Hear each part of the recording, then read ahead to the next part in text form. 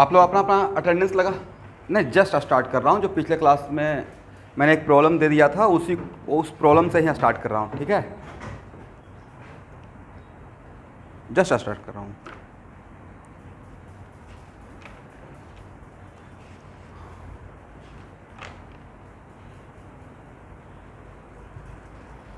Okay student,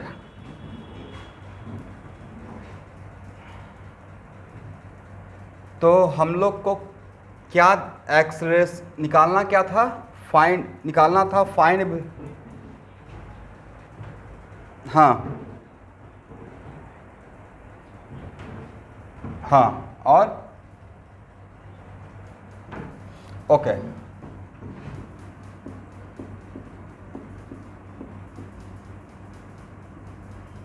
तो इसमें देखिए, समटाइम्स ऐसा होता है कि 10 प्रॉब्लम 20 प्रॉब्लम बना लिए, अब पता ही नहीं चल रहा कि बनाना कैसे था। हम लोग को acceleration as a function of time दिया हुआ है, right. Acceleration as a function of time देकर मैं आपसे velocity as a function of time पूछ रहा हूं, correct. And it is very important to note that मैं यहाँ पे 1D में काम कर रहा हूँ, 2D में काम कर रहा हूँ या 3D में काम कर रहा हूँ। मैं 1D 2D में काम नहीं कर रहा हूँ, मैं जनरल एक वेलोसिटी का काम कर रहा हूँ, राइट। एक होता है चीज़ों को बांट देना कि 1 डायमेंशनल 2 डायमेंशनल, तो मैंने एक जनरल एक्सेलरेशन दे दिया। अब मुझे वेलोसिटी चाहिए। मैंने क्या यहाँ पे आपसे बोला कि वेलोसिटी का एक्स कंपोनेंट चाहिए, वेलोसिटी का वाई कंपोनेंट चाहिए, या एक्सेलरेशन का या पोजीशन वेक्टर का एक्स कोऑर्डिनेट क्या होगा। मैंने तो ये तो नहीं पूछा आपसे, राइट। इसका मतलब वेलोसिटी पूछ रहे हैं, मतलब वेलोसिटी का मुझे हर एक कंपोनेंट चाहिए। अब पोजीशन वेक्टर पूछ रहे हैं, मतलब पोजीशन वेक्टर का मतलब मुझे एक्स कोऑर्डिनेट भी चाहिए as a function of time, y coordinate भी चाहिए, मतलब कंप्लीट आर चाहिए, करेक्ट। तो देखिए student, a equal to dv by dt, तो क्या हम लोग यहाँ पे dv equal to a dt लिख पाएंगे।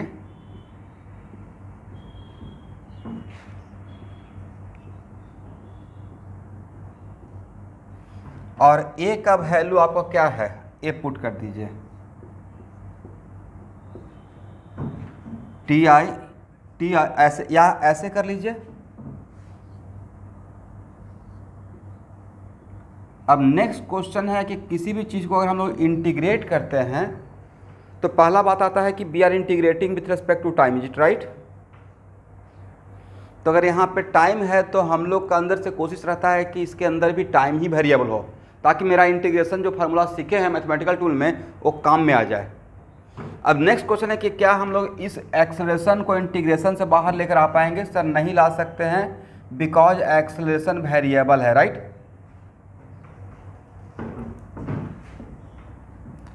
और इनिशियल जो टाइम दिया हुआ था वो स्टार्टिंग फ्रॉम रेस्ट, कोई ऐसा t इक्वल टू 1 सेकेंड तो नहीं बोला हुआ था, स्टार्ट कर रहे थे, राइट। तो स्टार्ट का मतलब कोई t इक्वल टू 0, तो 0 से t, तो सर आपने t ही क्यों लिया, 2 सेकेंड 3 सेकेंड क्यों लिया। तो मेरा आंसर रहेगा कि आपको velocity as a function of time चाहिए, तो टाइम तो वेरिएबल रखना पड़ेगा ना अपर लिमिट में, राइट। और यहाँ पे t इक्वल टू 0 पे आप स्टार्टिंग फ्रॉम क्या कर रहे हैं, तो यहाँ पे t इक्वल टू, तो उसी टाइम का वेलोसिटी लेंगे u, और यहाँ पे जो v रहेगा वो किस टाइम का रहेगा, t टाइम का रहेगा। ये जो v रहेगा वो t टाइम का रहेगा। तब यहाँ से जो v मिलेगा, ये जो v मिलेगा वो as a function of time दिखेगा, करेक्ट। एवरीवन रिप्लाई करना है, नहीं समझ में आएगा दोबारा समझाऊंगा। यहां तक सबको समझ में आ गया भाई। ये रेस्ट एंड मोशन है, प्लीज थोड़ा कोऑपरेट करना है, कम से कम बोलना है। सर समझ में आ गया, नहीं आया, चुप रहने से काम नहीं चलेगा। हाँ बोलिए। हाँ देखिए, मैंने क्या बोला कि ए हम लोग को दिया हुआ क्या है। इससे पहले के क्लास में, प्रीवियस क्लासेज में स्टूडेंट में क्या कर रहा था, पोजीशन वेक्टर देकर वेलोसिटी और एक्सेलरेशन पूछ रहा था, तो वो लाइफ आपका आसान था। just by differentiation we get the velocity as a function of time, and again double differentiation again differentiate करते थे तो acceleration as a function of time. Is it right? यहाँ पे चीज़ें उल्टा हो गया. यहाँ पे मैं acceleration as a function of time दिया हूँ और तब उल्टा चलने के बोल रहे हैं. Acceleration as a function of time देकर मुझे क्या चाहिए? Velocity as a function of time and position vector as a function of time. Is it right? तो जब एक्सेलरेशन से वेलोसिटी पे और वेलोसिटी से पोजीशन वेक्टर पे, तब वहाँ पे मैं पिछले क्लास में बताया था कि यहाँ पे हम लोग इंटीग्रेशन का हेल्प लेंगे. बट इंटीग्रेशन का हेल्प लेंगे तो हेल्प लेने तो आपको आना चाहिए कि कैसे हेल्प लेंगे. तो उसका हेल्प लेने का तरीका मैं बताया था कि a इक्वल टू पहले dv/dt लिख लीजिएगा. राइट? a इक्वल टू मैं क्या लिख सकता हूँ? dv/dt. तो dv के लिए क्या a dt लिख सकते हैं और तब हम लोग dv को इंटीग्रेट करेंगे और dv का इंटीग्रेशन क्या मिलेगा? v. समझे? और यहाँ पे a dt को इंटीग्रेट करेंगे और आप किसके रेस्पेक्ट में इंटीग्रेट कर रहे हैं? तो ये जो रहता है ना d डिफरेंशियल वाला पार्ट a, उसी के रेस्पेक्ट में बोलते हैं जोड़ना. We are integrating with respect to time. Okay? तो जिसके रेस्पेक्ट में इंटीग्रेट करेंगे उसी का लिमिट लिया जाता है. समझे स्टूडेंट? तो लिमिट कहाँ से? तो सर आप नेक्स्ट क्वेश्चन, सर जीरो ही क्यों लिए? तो क्वेश्चन का लैंग्वेज में था स्टार्टिंग कर रहे हैं. राइट? तो स्टार्टिंग मतलब t इक्वल टू 0. राइट? तो 0 से t सर यहाँ पे आप वेरिएबल क्यों रखे हैं? तो मेरा आंसर रहेगा, क्वेश्चन में ही था velocity as a function of time निकालना था, तो टाइम तो वेरिएबल रखना पड़ेगा. राइट? तो यहाँ पे lower limit 0, upper limit t, और जो यहाँ पे लिमिट लीजिएगा उसी के क्रॉस कॉरस्पॉन्डिंग यहाँ पे लिखना है. तो यहाँ पे इनिशियल टाइम 0 है तो initial velocity t equal to 0 का वेलोसिटी यहाँ पे पुट करना है. ठीक है? यहाँ पे अपर लिमिट टाइम है तो यहाँ पे ये जो v मिलेगा वो t टाइम का मिलेगा. करेक्ट? इसका मतलब यहाँ से जो v मिलेगा वो as a function of time मिल जाएगा. dv का इंटीग्रेशन क्या होगा एवरीवन?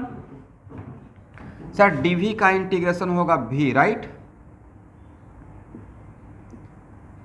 u v. और यहाँ पे a के बदले क्या पुट करेंगे? तो सर a के बदले ti प्लस 2j. करेक्ट ना? dt. कहाँ से कहाँ तक? 0 से t तक. अब यहाँ पे क्या पुट कर सकते हैं? v पहले अपर लिमिट पुट करते हैं फिर लोअर लिमिट पुट करते हैं. करेक्ट ना? v माइनस u, और इस ब्रैकेट को ओपन कर रहे हैं स्टूडेंट, t dt. तो सर आपने i को बाहर क्यों ले आया? तो i हम लोग कांस्टेंट, i कांस्टेंट है, उसको इंटीग्रेशन से बाहर रख सकते हैं. समझे? और इस 2 को भी क्या बाहर रख सकते हैं? इस ब्रैकेट को मैं ओपन कर रहा हूँ. देखिए बहुत आराम से चलेंगे. इस ब्रैकेट को अगर ओपन करेंगे तो ब्रैकेट को ओपन करेंगे तो dt से यहाँ पे मल्टीप्लाई होगा, dt से यहाँ पे मल्टीप्लाई होगा, समथिंग लाइक दिस.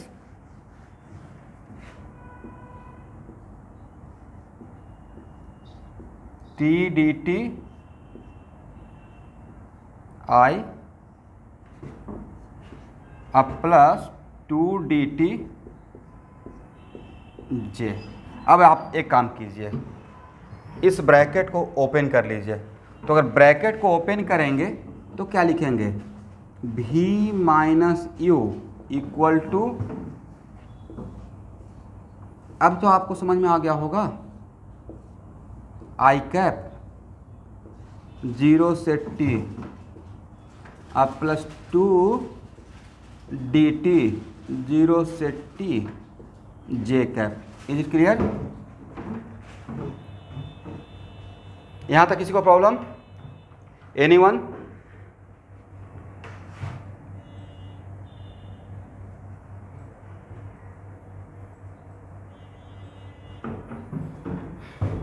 एवरीवन? यहाँ से यहाँ तक किसी को प्रॉब्लम है तो बोलना है भाई, मैं कैसे देखूंगा बताइए. तो क्योंकि मैं डरता हूँ इस बात से हूँ कि ये कॉन्सेप्चुअल थोड़ा हो जाता है, तो मैं आपके साथ चलना चाह रहा हूँ. मुझे तो पता ही है कि ऐसे बढ़ना है. आपको हर स्टेप के में रुक रहा हूँ कि देखिए यहाँ तक मैंने कैसे कैसे किया, वो आपको समझ में आया कि मैंने मैथमेटिक्स कैसे किया।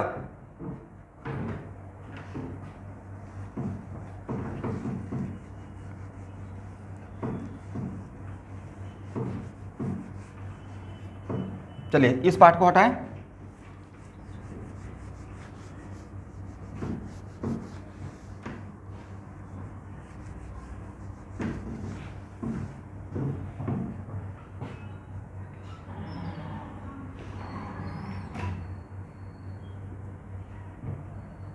कितना हो जाएगा t² 2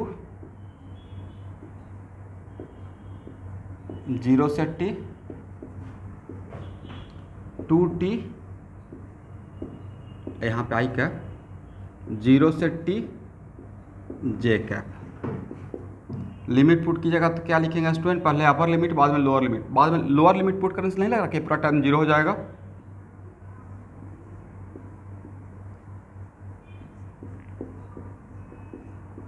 आप लोग एक बार चेक कीजिए तो क्या मैंने सही लिखा।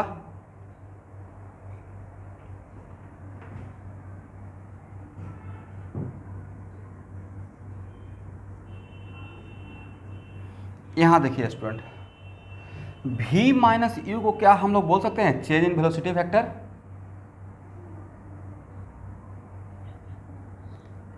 कहां से कहां के बीच में सर, 0 से t के बीच में, राइट। तो अगर मेरे इसी क्वेश्चन में अगर एक और क्वेश्चन डाला रहता कि also find change in velocity vector between 0 to t equal to t, 0 से t के बीच का, तो यही आंसर रहता। This is the answer, right. But आपको चेंज इन वेलोसिटी वेक्टर पूछा गया है या वेलोसिटी वेक्टर पूछा गया है, v पूछा गया था।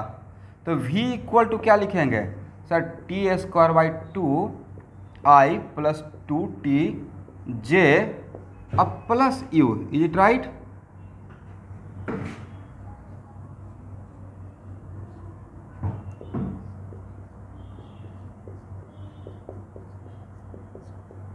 u का वैल्यू कितना था बोलिए यहाँ पे, what is the value of u।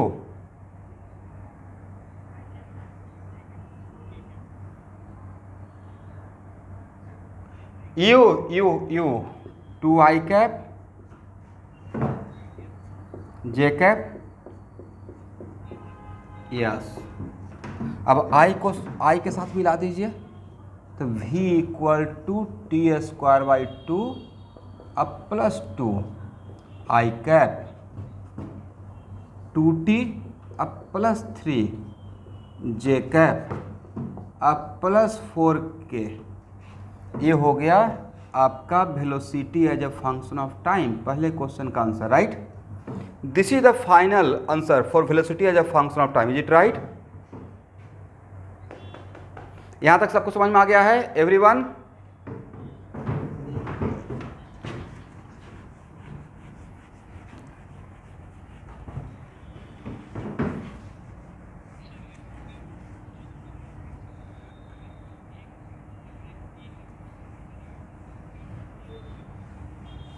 जो क्वेश्चन में रहेगा वही तो लिमिट लेंगे। क्वेश्चन में का लैंग्वेज क्या था, स्टार्टिंग, राइट। इसके बाद एक और क्वेश्चन लेंगे, बिल्कुल ले सकते हैं, इनिशियल लिमिट वही ले सकते। देखिए it is very important to note that, ये आप सारे क्वेश्चन में ऑब्जर्व कीजिएगा जिसमें एक्सेलरेशन से वेलोसिटी और वेलोसिटी से पोजीशन वेक्टर पे आना रहेगा, तो विदाउट गिविंग इनिशियल कंडीशन कुछ ना कुछ क्वेश्चन में दिया रहेगा। इनिशियल, बिना इनिशियल दिए हुए क्या आप लिमिट ले पाएंगे, इनिशियल लिमिट।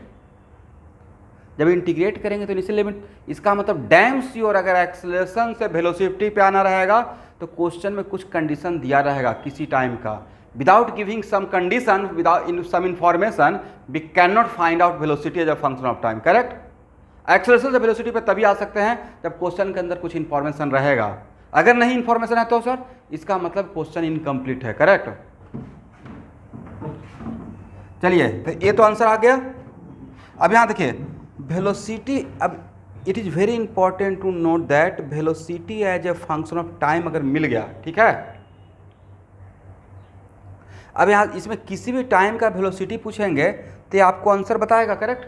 अब इसमें t इक्वल टू 0 पुट कर दीजिएगा। सर u हो जाए, u होना चाहिए, u है, एक बार चेक करके देख सकते हैं, राइट।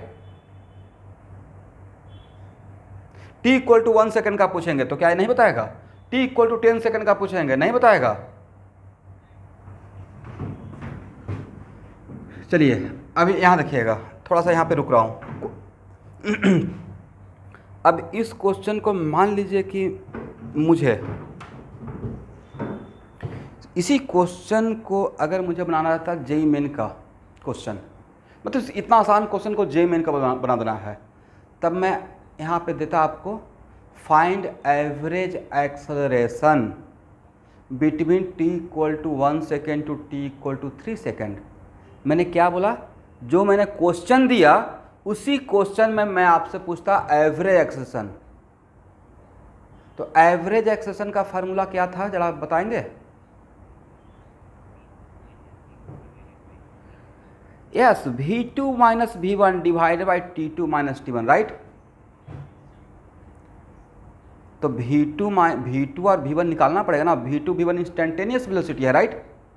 इसका मतलब वहाँ पे तो सर वहाँ तो दिया हुआ था ही एक्सेलरेशन, भाई वो इंस्टेंटेनियस एक्सेलरेशन दिया हुआ था, राइट। अब मैं आपसे पूछ रहा हूँ एवरेज, तो एवरेज एक्सेलरेशन निकालने के लिए क्या करेंगे? पहले सर वेलोसिटी पे आना पड़ेगा, अतः v2 minus v1 divide by t2 minus t1 करना पड़ेगा, राइट। इसका मतलब क्वेश्चन पूछने वाला आपको ये नहीं बोल रहा है कि वेलोसिटी निकाली है, वो जानबूझ के आपसे दो काम करवा लिया। आपसे एवरेज एक्सेलरेशन पूछकर ही v2 minus v1 divide by t2 minus t1, तो दिमाग में स्ट्राइक करेगा v2 माइनस v1 तो इंस्टेंटेनियस वेलोसिटी है। ओके, इसका मतलब मुझे velocity as function of time पे आना पड़ेगा, मतलब एक्सेलरेशन से वेलोसिटी पे, अब वापस वेलोसिटी से फिर एवरेज एक्सेलरेशन पे लेके जाएगा, राइट। समझे? हाँ,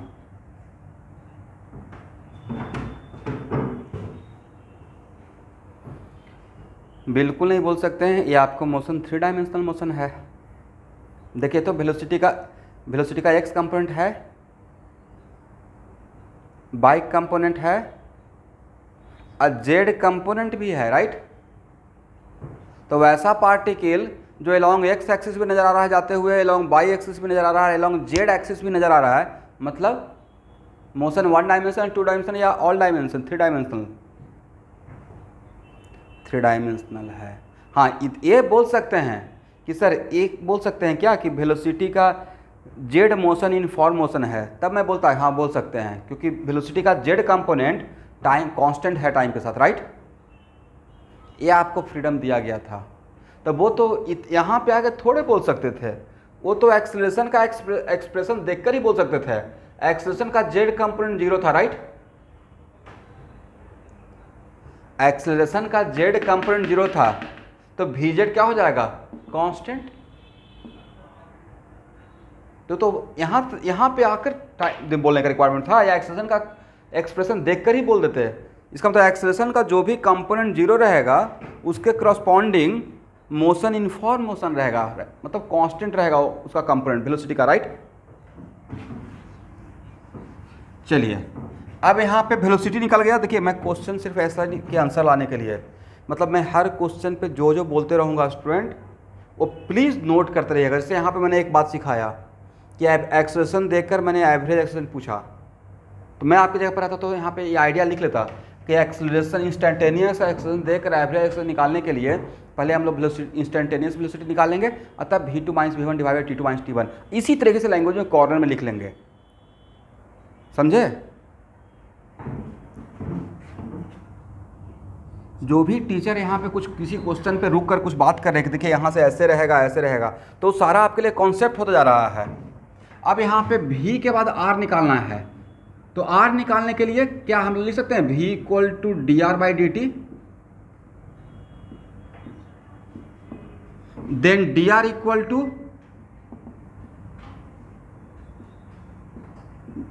वी डी टी।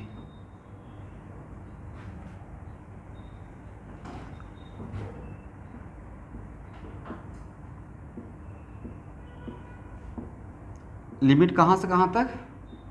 0 से t। तो यहाँ पे क्या लिख लीजिएगा? r0 से r, भाई आर नॉट से आर, और टी इक्वल टू 0 पे आपके पार्टिकल का पोजिशन क्या था, जिसको मैंने आर नॉट नाम दिया, कहाँ पे था, पॉइंट क्या था, टी पार्टिकल कहाँ से स्टार्ट किया था, पॉइंट का कोऑर्डिनेट क्या था, what the coordinate of the point from where particle started, 1 to, इसका मतलब 1 i cap 2 j cap plus 0 k cap, मतलब 1 i plus 2 j, is it right? This is the initial position of the particle. dr का integration r, is it right?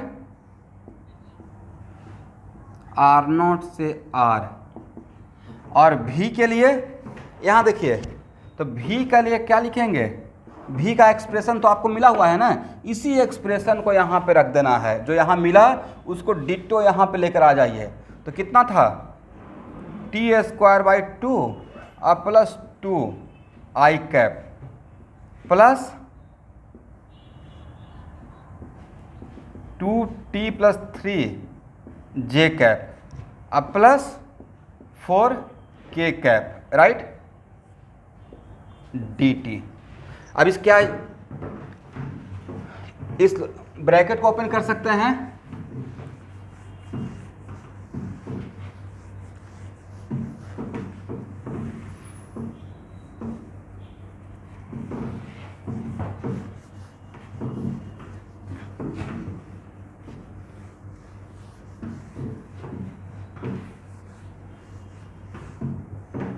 तो कितना हो जाएगा,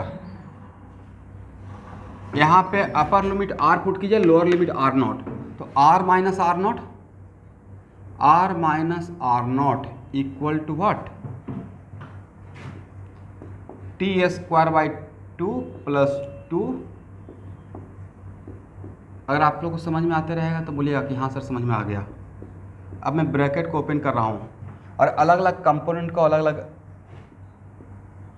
integrate कर रहा हूँ।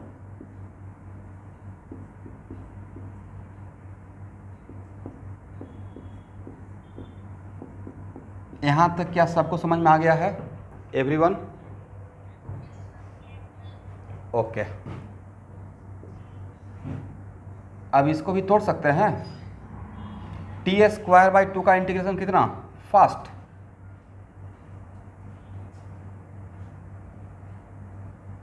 t² का इंटीग्रेशन कितना रहेगा, t² का इंटीग्रेशन tq/3, राइट। अब पहले से 2 यहाँ पे है तो क्या tq/6 लिख दें इसका इंटीग्रेशन, और 2 को जो इंटीग्रेट करेंगे तो इसके लिए 2t लिख देंगे। देखिए तो यहाँ तक इसका इंटीग्रेशन मैंने इतना लिखा, क्या सही है एवरीवन?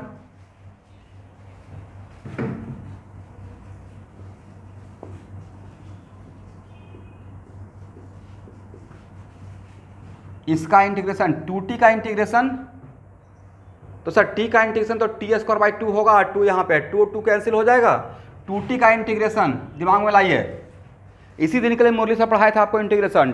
t का इंटीग्रेशन क्या था, t², राइट, और 2 ऊपर में है तो क्या t² हो जाएगा, और 3 को जो इंटीग्रेट करेंगे तो 3t नजर आएगा, राइट, और बीच में प्लस साइन,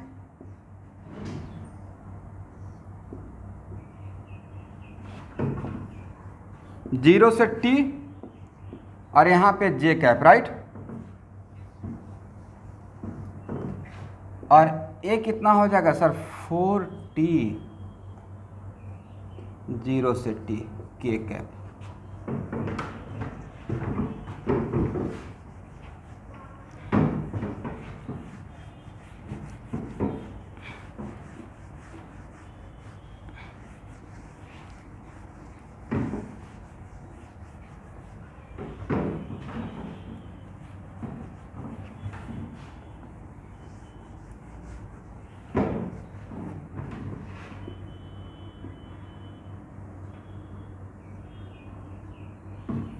अब यहाँ देखिए,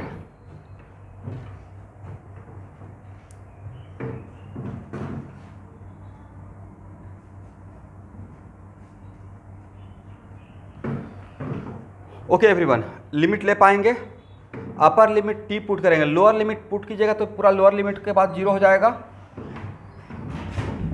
तो r minus r naught equal to कितना हो जाएगा, टी क्यू बाई 6 अब प्लस 2t आई कैप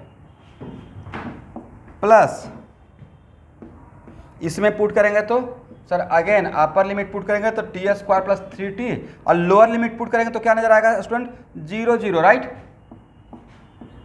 ये कैप और इसमें सेम 4t के कैप। यहाँ तक सबको समझ में आ गया।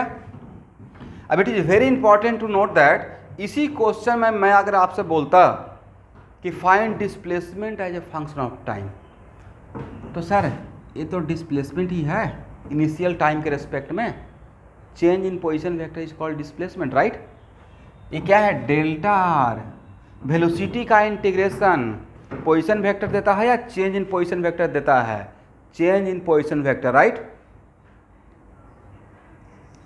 इसका मतलब यहाँ तक जो आए हैं वो एक्चुअल में क्या कहाँ तक आ गए हैं सर, यहाँ तक आने का मतलब मैं डिस्प्लेसमेंट निकाल लिया राइट।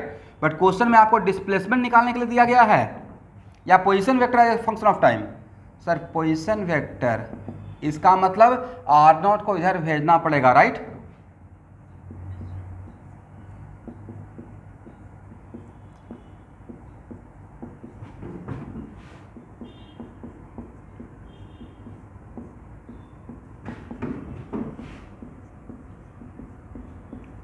अब प्लस आर नॉट, और आर नॉट का वैल्यू तो सर पता है राइट,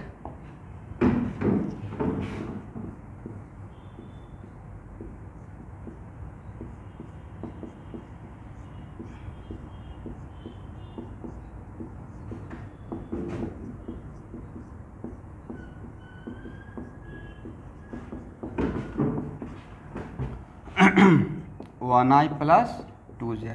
अब आई को आई के साथ कर दीजिए, करेक्ट है स्टूडेंट, टी क्यू बाई 6 अब प्लस 2t अब plus 1 I cap T square plus 3t अब प्लस 2 जे कैप 4t के कैप। समझ गए, ये हो गया velocity as a function of time, correct. अब किसी को और शक होगा कि सर मैंने सही से काम किया या नहीं किया, तो दो काम कर सकते हैं, इस r को दो बार डिफ्रेंशिएट करके देख लीजिए, एक्सेलरेशन मिल जाएगा जो एक्सेलरेशन दिया हुआ था, समझे। इसको अगर दो बार डिफ्रेंशिएट करेंगे तो हम लोग को acceleration as a function of time मिल जाएगा, करेक्ट है एवरीवन। ठीक है, अब यहाँ पे थोड़ा सा इस क्वेश्चन पे, यहाँ तक आपको सबको समझ में आ गया है।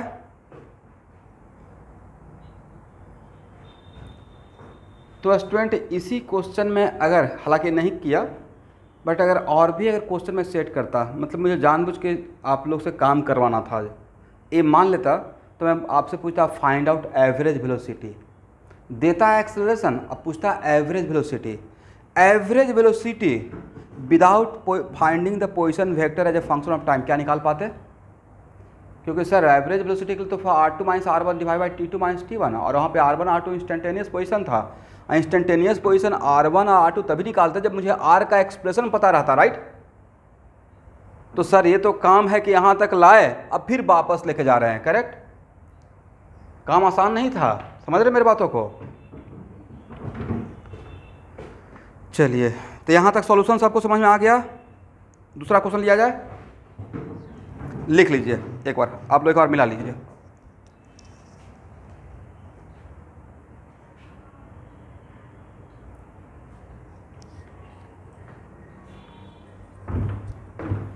इसको हटाएं स्टूडेंट।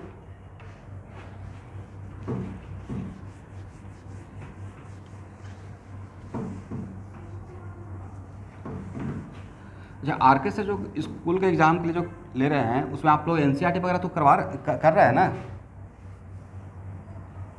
सर, तो प्रॉब्लम भी ले रहे होंगे, ठीक है। ऐसे अब देखिए, आप भी पजल में हैं और समटाइम सर भी पजल में रहेंगे कि कहाँ तक क्या करवाना है। तो 2 से 3 दिन के अंदर मैं इस बोर्ड के एग्ज़ाम के लिए फिजिक्स में असाइनमेंट ही बना कर भेज दूंगा, उसमें हर टाइप का क्वेश्चन ले लूँगा जो मुझे लगता है कि स्कूल के एग्ज़ाम में इस लेवल तक आना चाहिए। ठीक है सर, उतना क्वेश्चन भी वो क्वेश्चन स्पेशली उसका नाम ही दे देंगे, असाइनमेंट फॉर स्कूल एग्ज़ाम। ठीक है, बाद में जो वो फाइनल असाइनमेंट नहीं रहेगा, बाद में तो मैं जब पढ़ाऊँगा तो उसका फाइनल असाइनमेंट दूंगा ही, बट एटलीस्ट कुछ तो वहाँ पे प्रैक्टिस होना पड़ेगा थोड़ा बहुत।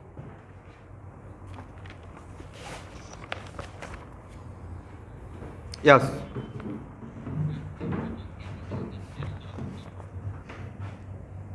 कैटलिस्ट का टेस्ट स्टूडेंट नेक्स्ट वीक से स्टार्ट हो जाएगा।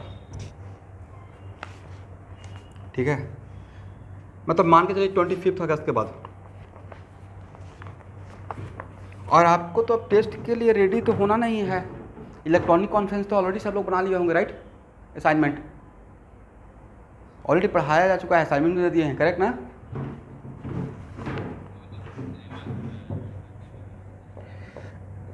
क्लास के बाद बता दूंगा, अभी क्लास कर लेते हैं, ये बहुत इंपॉर्टेंट टाइम है। A particle starting from rest from origin। ठीक है everyone, initial velocity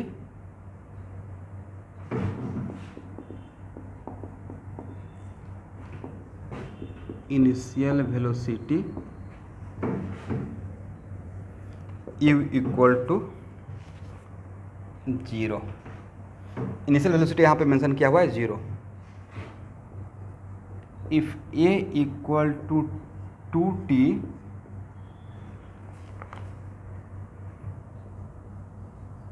then find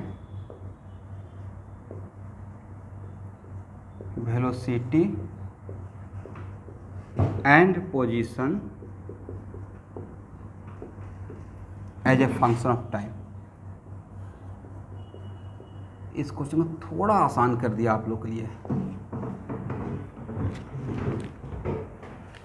देखिए स्टूडेंट, मतलब सर सिमिलर प्रॉब्लम ना, इस क्वेश्चन में आपका पार्टिकल इनिशियली कहाँ पे है? ओरिजिन पे है।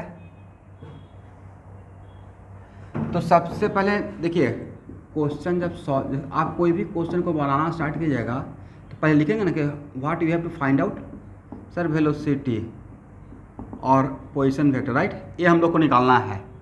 फिर हम लोग क्या करते हैं, अगर मुझे बनाना रहेगा तो ओके, निकालना तो ये है, दिया हुआ क्या है? Acceleration as a function of time दिया हुआ है, करेक्ट? और इनिशियल वेलोसिटी दिया हुआ है 0, और इनिशियल पोजीशन वेक्टर भी क्या दिया हुआ है? 0i + 0j + 0k। सर 0 0 0 क्यों लिख दिए? क्योंकि ओरिजिन पे था, करेक्ट? ठीक है ना? पार्टिकल कहाँ से स्टार्ट कर रहा है? ओरिजिन से। और कैसे स्टार्ट कर रहा है? रेस्ट से, राइट? तो इस लैंग्वेज में ही इनिशियल कंडीशन दिया हुआ था। अगर ये इन्फॉर्मेशन नहीं देते तो मेरा क्वेश्चन रॉन्ग होता और आपसे सॉल्व भी नहीं होता, मतलब वो क्या हो गया? Incomplete question. बट मैंने कंप्लीट क्वेश्चन को फ्रेम किया। अब हम लोग को ए से भी पे आना है, तो ए से भी पे आने के लिए क्या करेंगे? A equal to dv/dt, correct ना? Then sir dv equal to a dt, और उसके बाद इंटीग्रेशन करेंगे, राइट? कहाँ से कहाँ तक? 0 से t। सर अब ऑलवेज आप इनिशियल लिमिट 0 ही लेते हैं, तो यहाँ पे स्टार्टिंग ही बोला हुआ था। अगर इनिशियल टाइम 1 सेकेंड रहता तो मैं इनिशियल लिमिट t, जिस टाइम का मुझे कंडीशन दिया रहता उसी टाइम का कंडीशन का लिमिट लेते, बट इनिशियल टाइम 0 दिया होता, स्टार्टिंग कर रहे थे, राइट? और यहाँ पे क्या 0 से भी लिख दें? सर u से भी लिखना चाहिए था आपको, तो भाई u तो 0 था, करेक्ट? दैट्स वाई मैंने 0 लिखा। अब dv का इंटीग्रेशन, सर v 0 से भी, और a को बाहर ला पाएंगे? सर नहीं ला सकते हैं, आपका a वेरिएबल है, राइट? पहले इसको लिख लेते हैं 2ti dt 0 से t। चलिए इसमें यहाँ से यहाँ तक में किसको किसको इंटीग्रेशन से बाहर ला सकते हैं? दिमाग दौड़ाइए तो। सर 2 को और i को बाहर ला सकते हैं, 2 भी कांस्टेंट, i भी कांस्टेंट, एग्री? टाइम निकाल के बोल देना है यस सर, नहीं तो नो सर। मुझे समझ में आया है नहीं आया, मुझे रोकना भी है। अब इन सब चीज़ों को देखकर मुझे लग रहा है कि जितना जल्दी अनलॉक हो जाए, लेकिन फिर भी घबराना नहीं है। ये पूरा साल ऑनलाइन भी रहूँगा, अगर ऑफलाइन हो गया तब भी।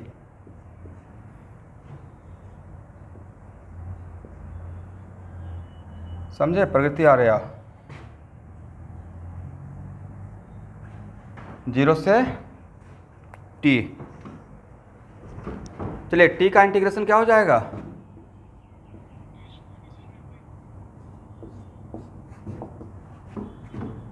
t²/2, और 2 यहाँ भी तो था, कैंसिल कर दें। t², 0 से t मतलब t², और सॉरी आई कैप तो छूट गया,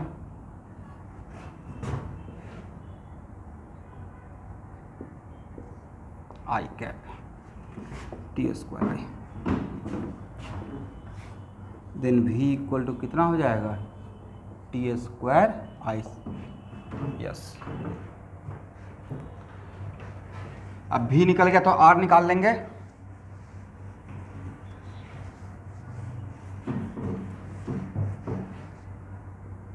v इक्वल टू क्या लिखेंगे सर? dr/dt, right. और आपका r0 0 है, करेक्ट ना? तो dr equal to v dt, integrate करेंगे कहाँ से कहाँ तक? 0 से t, और यहाँ पे क्या लीजिएगा? 0 से r, करेक्ट, क्योंकि r0 मेरा 0 था। और dr का integration r, is it right? 0 से r। अब v का वैल्यू क्या है यहाँ पर रखेंगे? t²i कैप dt, जो भी कांस्टेंट है बाहर निकाल लीजिए। तो सर कांस्टेंट तो आई ही है, इसको बाहर निकाल कर लेते हैं। t² dt आई कैप, कहाँ से कहाँ तक? 0 से t² का इंटीग्रेशन क्या? tq/3। ये लिमिट वाला चीज़ लिखना मत भूलिएगा, चाहे जीरो नीचे 0 ही क्यों ना हो। मतलब कि इस अगर ये हैबिट नहीं रहेगा, कोई स्टूडेंट जल्दीबाजी में अपना बस टी पुट करके चल देते हैं, लेकिन मैं बिल्कुल लेता हूँ, ये मेरा हैबिट में है इनबिल्ट, ठीक है। अब upper limit tq/3, lower limit 0 आएगा। ये दूसरी बात है कि 0 आ गया, नहीं भी आ सकता था भाई, correct. Then r equal to क्या है हो गया? tq/3 आई कैप। ये हो गया position as a function of time, ठीक है ना। तो सर पिछले वाला प्रॉब्लम के रेस्पेक्ट में थोड़ा आसान रहा लाइफ, करेक्ट। चलिए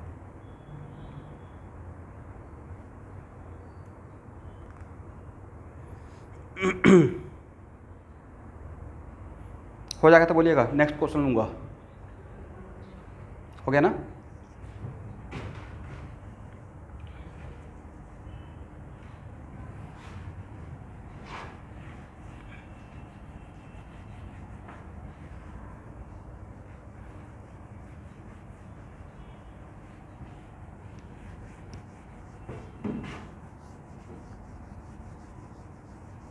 हाँ,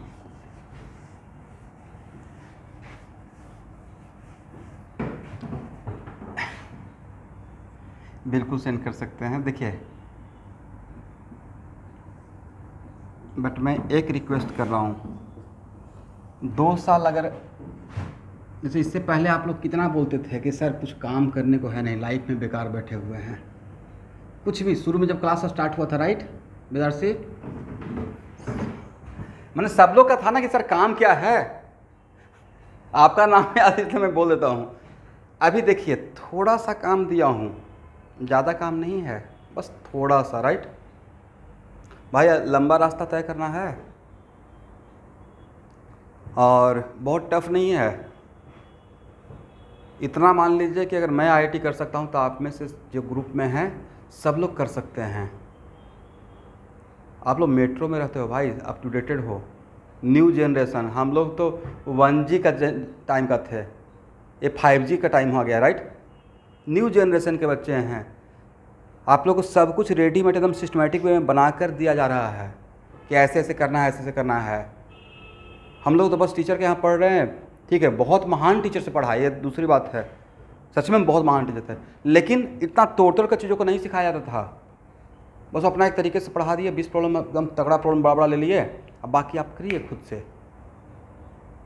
तो जब हम लोग फाइट करके हाथ पाँव मार के चीज़ों सही जगह पे पहुंच गए, तो आप अंदर से थोड़ा विल पावर रखिए, मेहनत तो करना पड़ेगा। अगर मैं आपको ये इस बात का सांत्वना दे दूंगा कि नहीं थोड़ा कम पढ़िए हो जाएगा, मत ज़्यादा दिमाग पे स्ट्रेस आइए, this is the peak time अपने आप का IQ लेवल को और माइंड को डेवलप करने का है। जितना हार्ड वर्क कीजिएगा, जितना प्रैक्टिस कीजिएगा, उतना ही रैंक अच्छा होगा। और दोनों चीज़ को बैलेंस करना है, स्कूलिंग भी बैलेंस करना है और इधर भी बैलेंस करना है। हाँ, ये मैं कर सकता हूँ आपके लिए कि ठीक है, उस दिन नहीं हुआ, 2 दिन और एक्स्ट्रा ले लीजिए, 5 दिन एक्स्ट्रा ले लीजिए, राइट, 5 डेज एक्स्ट्रा टाइम दे देंगे तो हो जाएगा।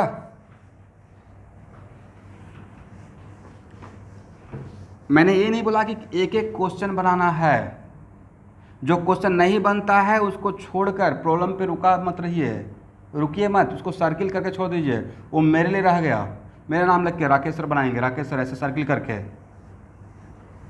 बट मैक्सिमम चीज़ों एटलीस्ट आप ट्राई कीजिए।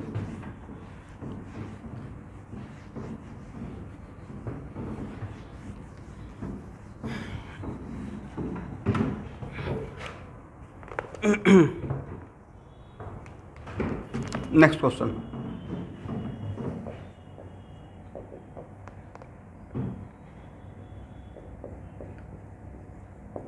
a particle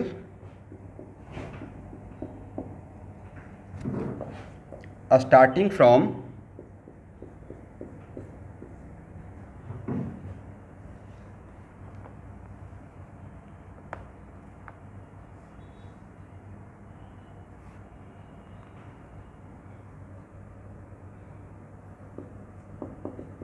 with initial velocity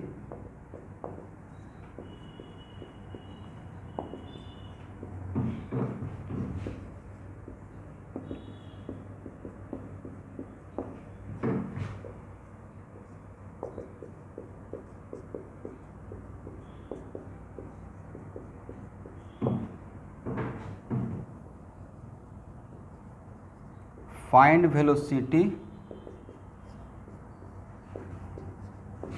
and position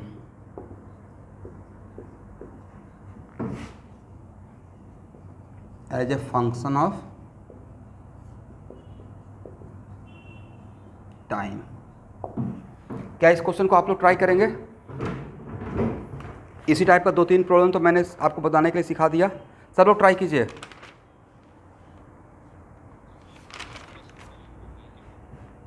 I cap plus 2j cap,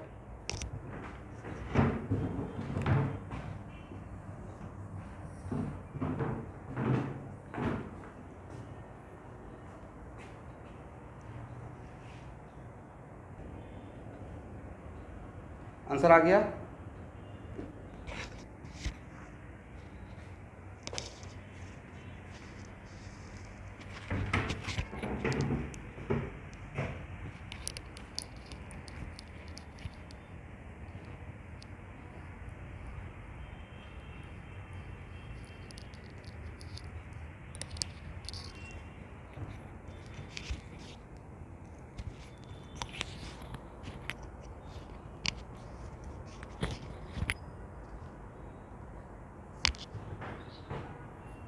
हो गया। बोलते velocity as a function of time क्या आया है final expression?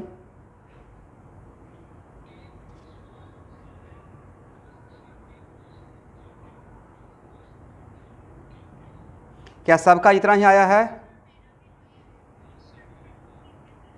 Very good, very good. और R as a function of time?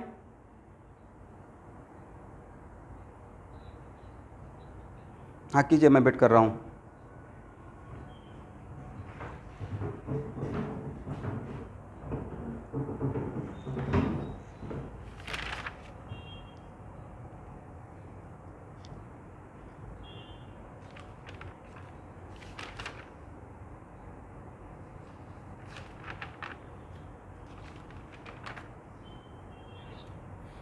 Last वाला R as a function of time?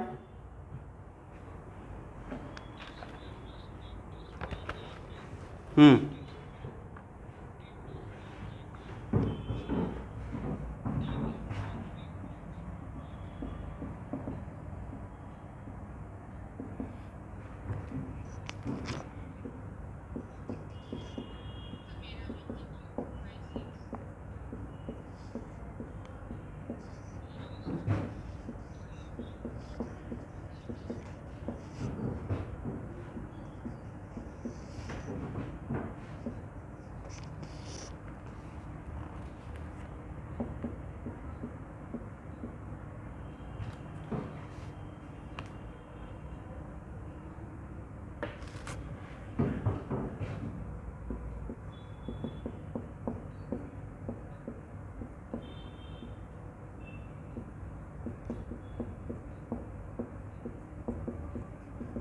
यहाँ तक तो सब लोग कहा गया होगा।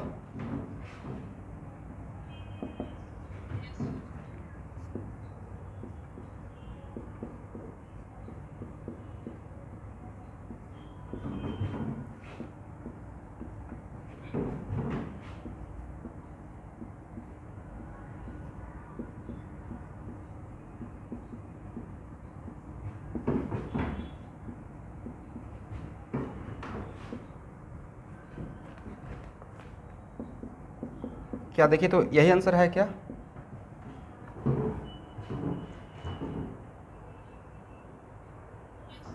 टी क्यू है या टी क्यू बाई 6 है?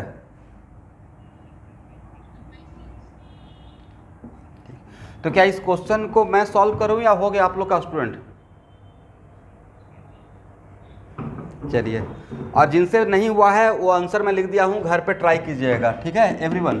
क्योंकि इसी टाइप का सिमिलर टाइप का मैंने 2-3 प्रॉब्लम करवा दिया, लेकिन एक और क्वेश्चन लूंगा। इसको हटाएं।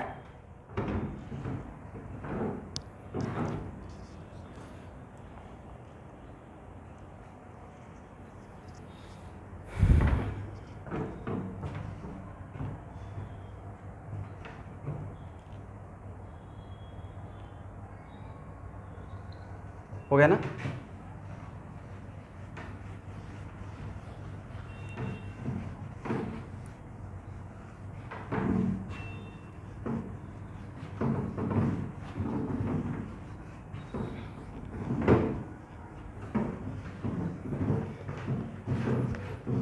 चलिए, एक और प्रॉब्लम लिखिए। ए particle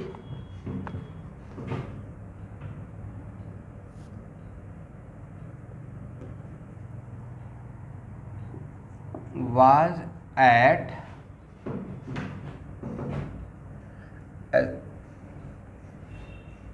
A particle at T position of particle, ऐसे लिखिए।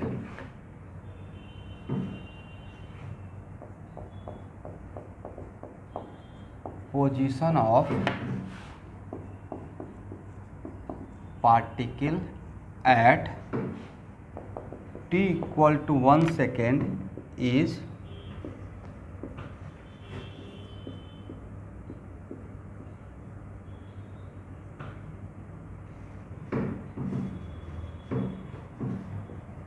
and at t equal to 1 second velocity is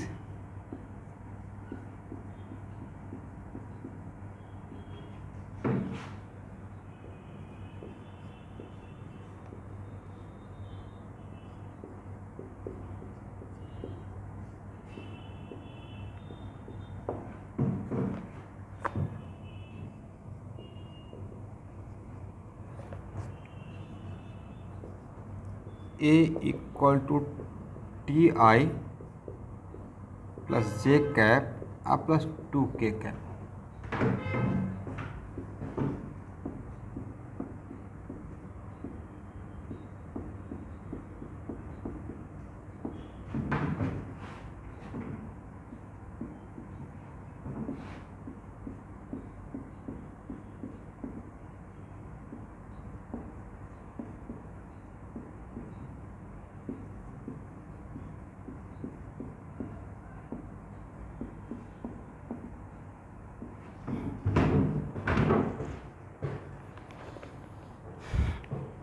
तो देखिए स्टूडेंट, यहाँ पे t इक्वल टू 0 का इन्फॉर्मेशन दिया हुआ है या t इक्वल टू 1 सेकेंड का?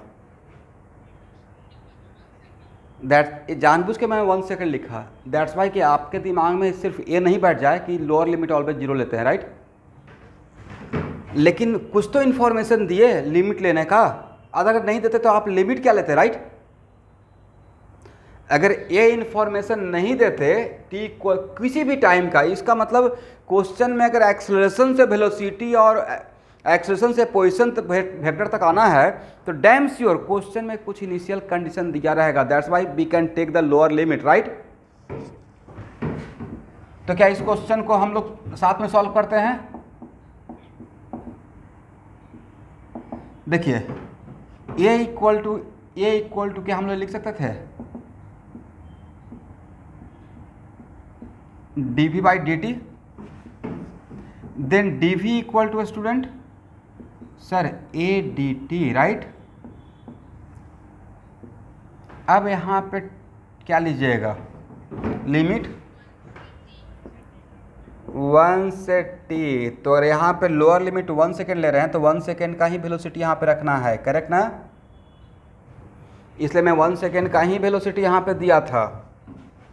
लिमिट लेंगे 1 सेकेंड का, वेलोसिटी पुट करेंगे यहाँ पे, जो यहाँ उसी के क्रॉसपॉन्डिंग है यहाँ। ऐसा नहीं कि टाइम का लिमिट ले रहे हैं 1 सेकेंड और इसमें पुट कर रहे हैं 0 सेकेंड का, तो क्वेश्चन गड़बड़ हो जाएगा, ठीक है ना?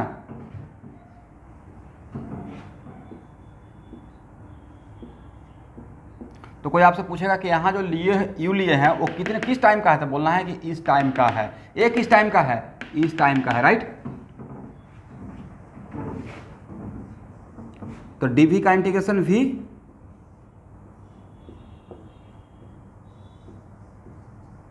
और a के बदले क्या पुट करें?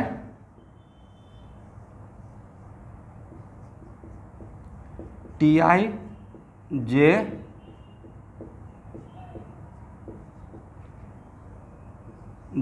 1 से t। चलिए डायरेक्ट मैं इंटीग्रेशन कर रहा हूँ, आप लोग देखिएगा तो मुझे टी स्क्वायर बाई 2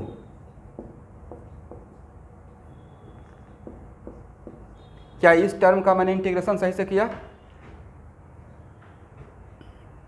हाँ ना बोलना है भाई, तभी तो स्पीड आएगा क्लास का।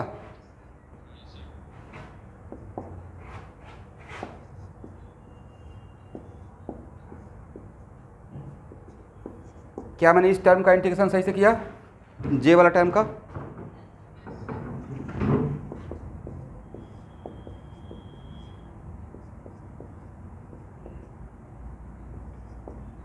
सही है ना? चलिए आप थोड़ा मुझे हेल्प कीजिए, लिमिट लेके बताइए, तो लिमिट लीजिए आप लोग।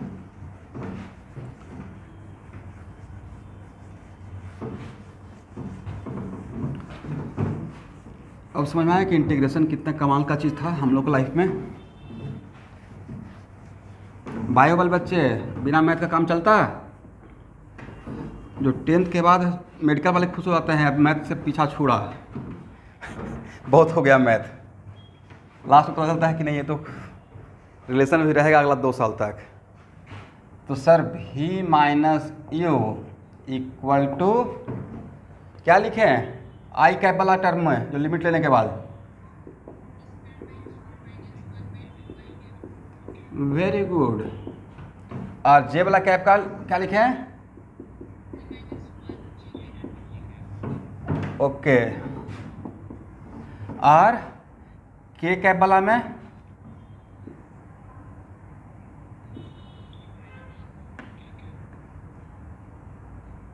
टू टी माइनस 1 के कैप, एक ही बात है ना? 2t माइनस 2 कर दीजिए या 2t माइनस 1, एक ही बात है।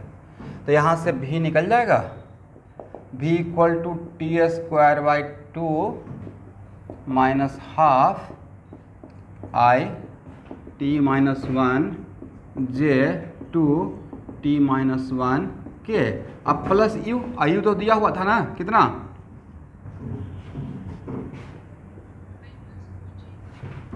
i plus 2j।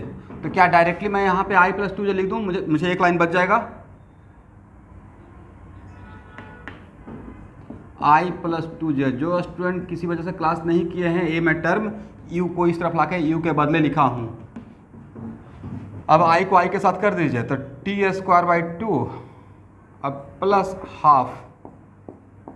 अब ये नहीं पूछना सर यहाँ पे माइनस हाफ तो प्लस हाफ कैसे कर दिया, यहाँ पे 1 आएगा ना ये वाला, तो minus half plus 1 plus half हो जाएगा।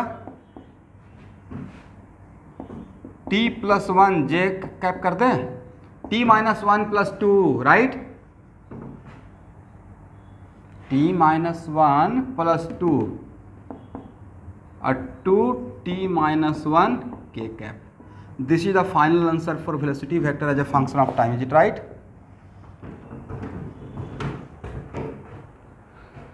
तो नहीं लगता है कि t = 1 सेकेंड का कंडीशन देकर आपको t = 0 सेकेंड का पूछ सकते हैं कि आपने तो t = 1 सेकेंड का दिया, इनिशियल में क्या था पार्टिकल का वेलोसिटी, तो कोई बात नहीं है, इसमें t = 0 0 0 पुट कर दे। इसमें तो सर कोई भी टाइम पुट कर सकते हैं, 0 सेकेंड पुट कर दीजिएगा, देन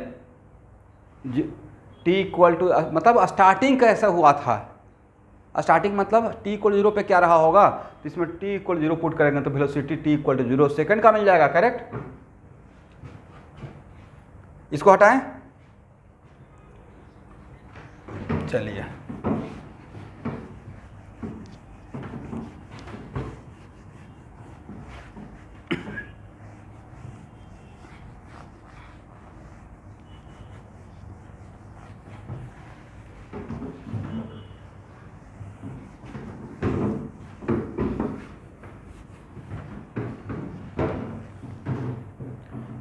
ओके स्टूडेंट, अब यहाँ देखिए v के बदले क्या लिखा, अब v से r पे आना है तो क्या लिखेंगे, dr/dt right, then dr = sir v dt right, तो इंटीग्रेशन करेंगे r0 से r, और यहाँ पे v का एक्सप्रेशन यहाँ से लेंगे राइट,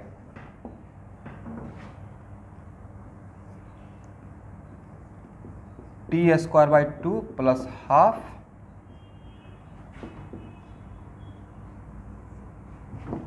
अब प्लस t+1 j अब प्लस 2t-1 k। कहाँ से कहाँ तक लिमिट, आइए r0 किस टाइम का लीजिएगा, 1 सेकेंड का राइट। चलिए ए वाला सेक्शन आप लोग छोड़ दें, इंटीग्रेशन कर लेंगे या कर ले, अभी कर ही लेते हैं, नहीं बाद में बिल्कुल टेंशन फ्री होकर हम लोग दूसरा सेक्शन का थ्योरी स्टार्ट करेंगे। dr का इंटीग्रेशन r, तो डायरेक्टली लिमिट लेने के बाद r - r0 हो जाएगा। चलिए एक काम करें, इस सेक्शन का इंटीग्रेशन करके बताएं, रफ में इंटीग्रेशन करके मुझे हेल्प करते रहिए। इस ब्रैकेट का इंटीग्रेशन कितना होगा,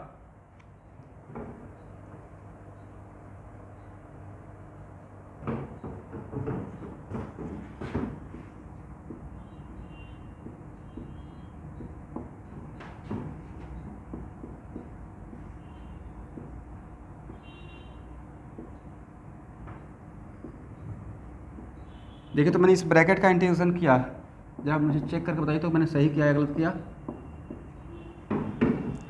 रफ में सही है। इतना टाइम लगेगा स्टूडेंट, फिर क्यों इतना क्लास इंटीग्रेशन का दिया गया मैथमेटिकल टूल का, जब इतना ही टाइम लग जाएगा तो इसका इंटीग्रेशन बहुत बड़ा है। t² का इंटीग्रेशन tq/3 और नीचे 2 है तो 3 और 2 कितना हो जाएगा, 6 राइट। हाफ का integration half into T right.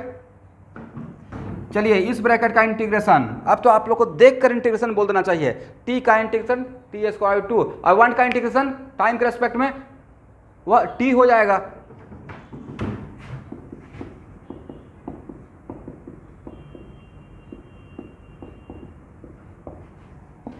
चलिए इस ब्रैकेट का इंटीग्रेशन कर पाएंगे,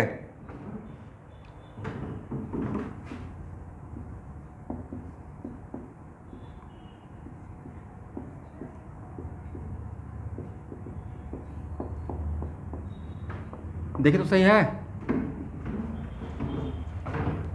इस ब्रैकेट का इंटीग्रेशन। चलिए यहां तक किसी को प्रॉब्लम? क्या बोले?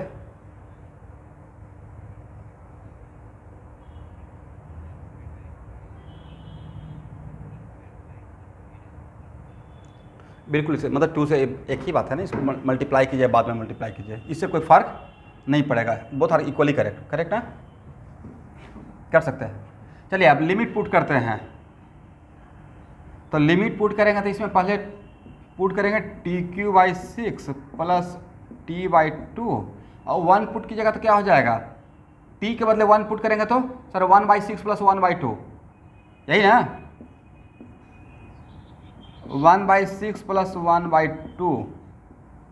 देखिए तो मैंने अपर लिमिट और लोअर लिमिट पुट किया इस वाले टर्म का, सही है? तो यहाँ देखना है, सही है? ओके। T²/2 अब प्लस T,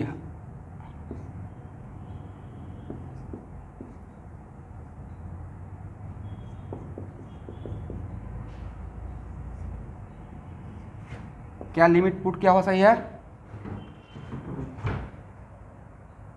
मेरा लिमिट पुट करने का तरीका था कि एकदम सिस्टमैटिक चल रहा हूँ, ठीक है? इस टर्म में मैंने लिमिट पुट किया, सही है या गलत है वो बस आपको चेक करना है।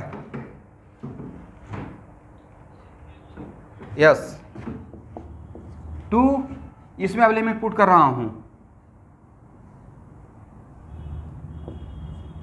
T²/2 और माइनस T ½ - 1 K²। यहाँ तक आ जाए सब लोग।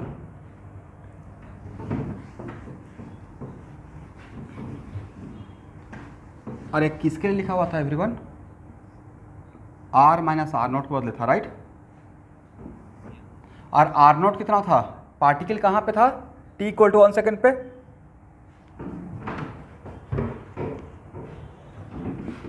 मतलब सर ये था, राइट?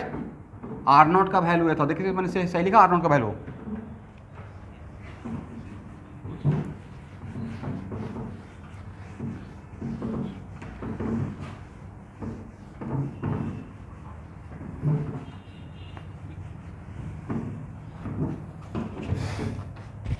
चलिए तो R = क्या हो जाएगा? तो R = I को I के साथ कर दूंगा। बोलिए 1/6 प्लस 1/2 कितना होता है?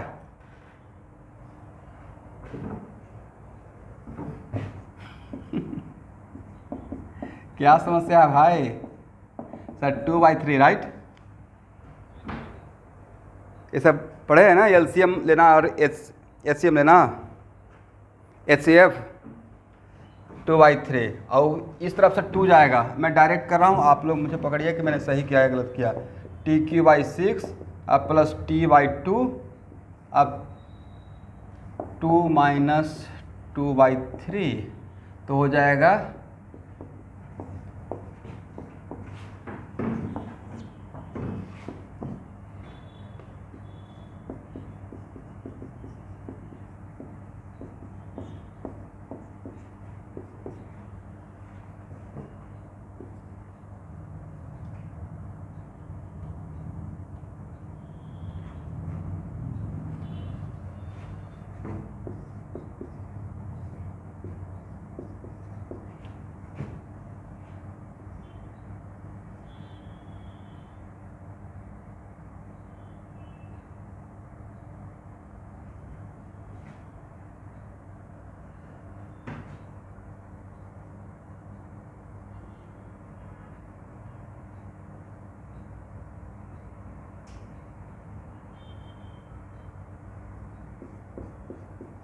शायद इतना हो जाएगा।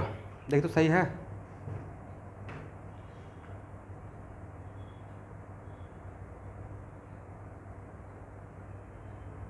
मैं सब कुछ कैलकुलेट करके एक साथ पुट कर दिया, इसको इस तरफ भेज दिया, आई को आई के साथ, जे तो था नहीं, के को के साथ। अब पूरा कैलकुलेट करने के बाद मेरा आंसर पोजीशन वेक्टर जब फंक्शन टाइम ए आया है, ठीक है ना?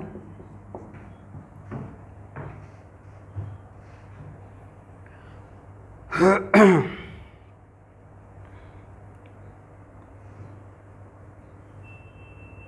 गया एवरीवन? चलिए,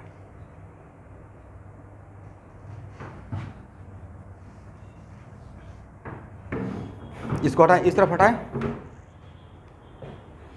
इसका मतलब देखिए, इतना बड़ा बड़ा क्वेश्चन तो आएगा नहीं, डैम श्योर रही है, but for better practice, rigorous practice के लिए मैं इस टाइप का क्वेश्चन जानबूझ के ले रहा था।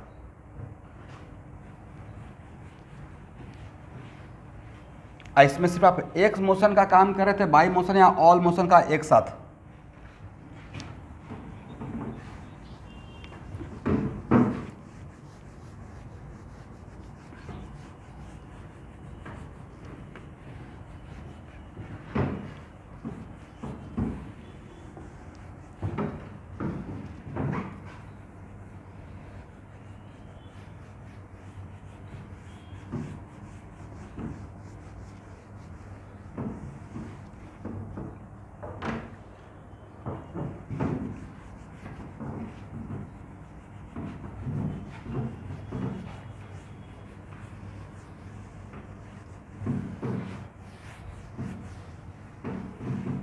चलिए स्टूडेंट, यहाँ देखिएगा,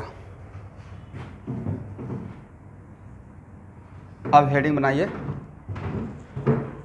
rectilinear motion.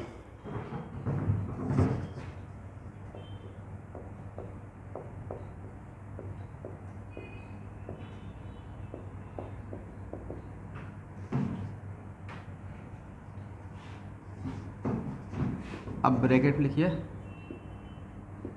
One dimensional motion.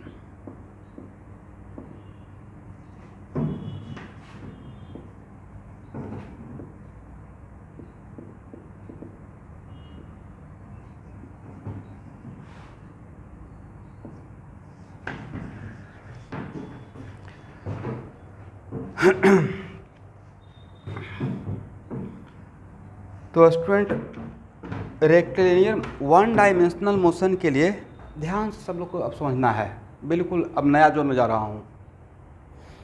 तो वन डायमेंशनल मोशन के लिए अगर मैं एक्स मोशन के लिए आपको कॉन्सेप्ट डेवलप करता हूँ, जितना भी बात बोलता हूँ, तो क्या बाई मोशन के लिए अलग थीम रहेगा या बिल्कुल डिटो सेम फार्मूला रहेगा या सेम कॉन्सेप्ट रहेगा, सेम तरीका होगा?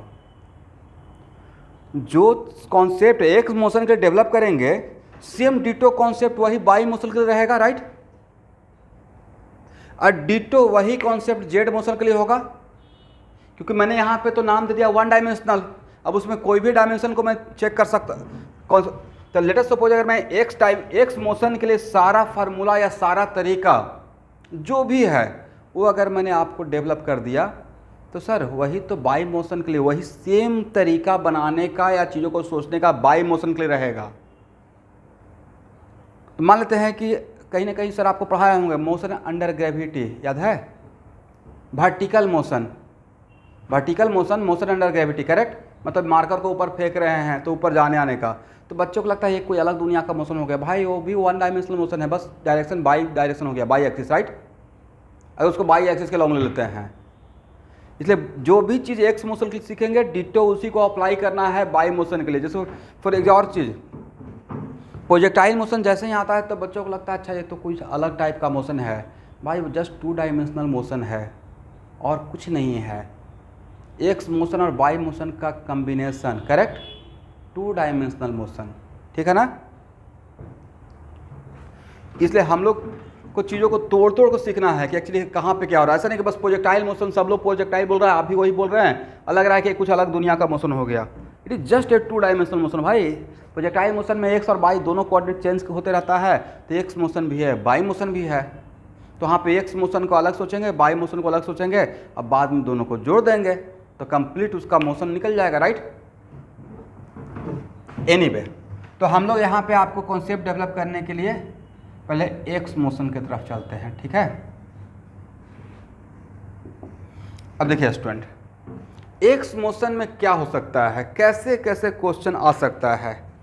तो ये बिल्कुल इससे पहले जो मैं अभी पढ़ा रहा था वो ज़्यादा जनरलाइज था।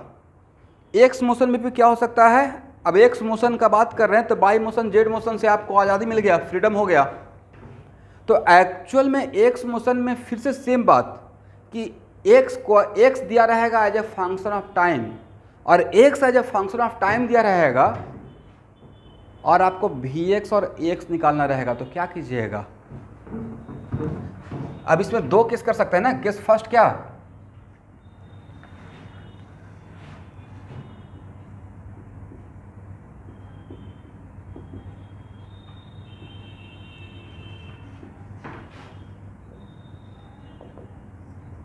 X as a function of time दिया रहेगा, ठीक है ना एवरीवन।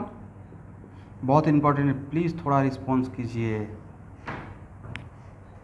और x as a function of time दिया रहेगा, तब वी एक्स निकालना है और उसके बाद ए एक्स निकालना है। क्या करेंगे सर, ये ईजीएस्ट वाला था, यहाँ से यहाँ निकालना रहेगा वी एक्स, तो क्या कर देंगे,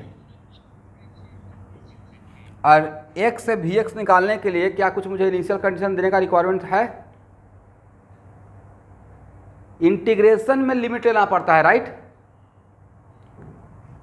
और तो यहाँ से यहाँ तक आना है तो सर यहाँ से पहले यहाँ आएंगे और फिर यहाँ से यहाँ आने के लिए क्या करना है, किसको, वी एक्स को,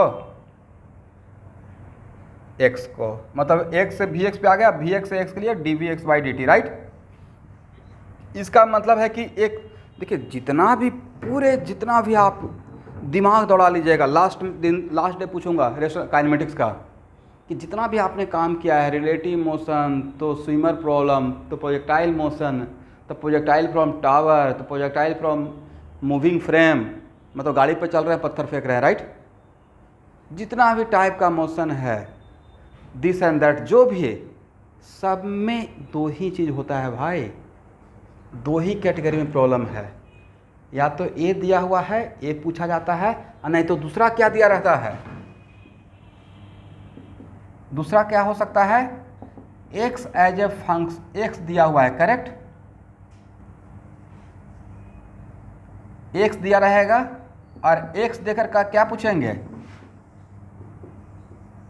वी एक्स, और वी एक्स के बाद क्या पूछेंगे, फर्स्ट एक्स। तब इस केस में अब यहाँ पे इसी में मैं दो केस डील करूँगा। इसमें दो केस क्या रहेगा, एक्स कांस्टेंट है या एक्स वेरिएबल है, करेक्ट, एक्स कांस्टेंट या एक्स वेरिएबल। बट जो भी रहेगा, यहाँ से यहाँ तक आने के लिए क्या करना है सर, इंटीग्रेशन, करेक्ट। और इस ए इंटीग्रेशन करेंगे और फिर यहाँ से यहाँ तक आने के लिए क्या करेंगे सर, वी एक्स को इंटीग्रेशन, मतलब इंटीग्रेशन का हेल्प लेना पड़ेगा, करेक्ट ना। तो इसका मतलब पूरा एक्स मोशन का थीम यही है। जितना भी इसमें फार्मूला बनेगा या जो भी होगा, या जो जितना भी टाइप का प्रॉब्लम बनाते रहेंगे, बट मेन थीम यही है स्टूडेंट, करेक्ट। एक्स दे के वी एक्स पे आएंगे, या एक्स देकर वी एक्स पूछेंगे या एक्स पूछेंगे। यहाँ से यहाँ तक आने के लिए डिफ्रेंशिएशन का हेल्प लेंगे, और इस कैटेगरी के लिए इंटीग्रेशन का हेल्प लेंगे। Is it right?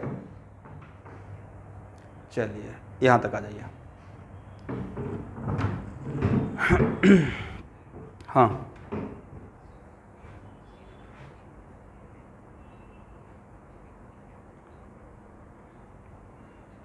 देखिए एग्जैक्टली ऐसे तो नहीं बता सकता हूँ, क्योंकि आगे चल के जब क्वेश्चन बैंक को आप बहुत माइन्यूटली ऑब्जर्व कीजिएगा तो उसमें क्वेश्चन थोड़ा मुश्किल है कि किसको कहाँ पे रखा जाए। बाकी लोग तो देखिए बहुत सारा पब्लिकेशन में देखते हैं, लिख देते हैं इतना परसेंट इतना परसेंट इतना percent, but IIT question bank का जो क्वालिटी है, जैसे मेरे पास सामने रखा हुआ भी है आईआईटी क्वेश्चन बैंक, देख रहे हैं,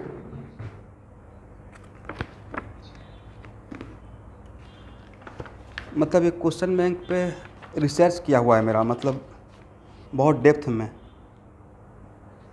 अब एक क्वेश्चन में page number, laws of motion का ही पेज नंबर 39 का एक क्वेश्चन ले लिया, 2005 में आया हुआ है, मतलब मेरे से 1 साल पहले।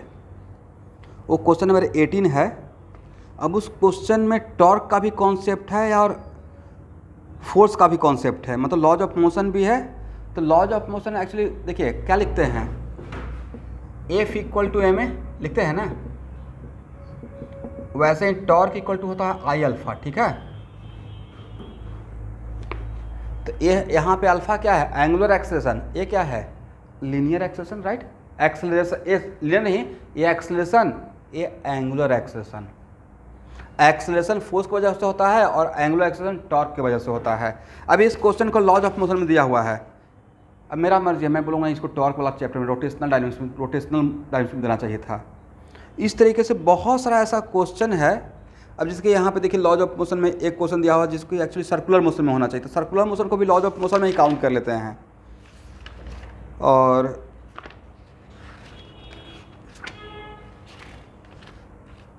आपके क्वेश्चन का बहुत बढ़िया बढ़िया आंसर मेरे पास है।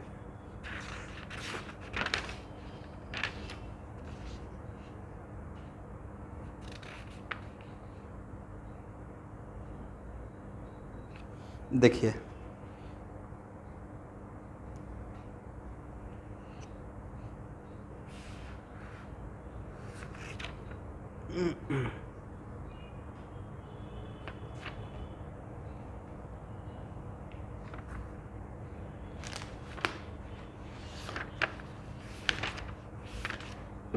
जैसे उतना छोड़िए, बस ये सुनकर छोड़ दीजिएगा, ठीक है। ये नहीं पूछना सर कैसे होगा, कैसे क्यों नहीं होगा।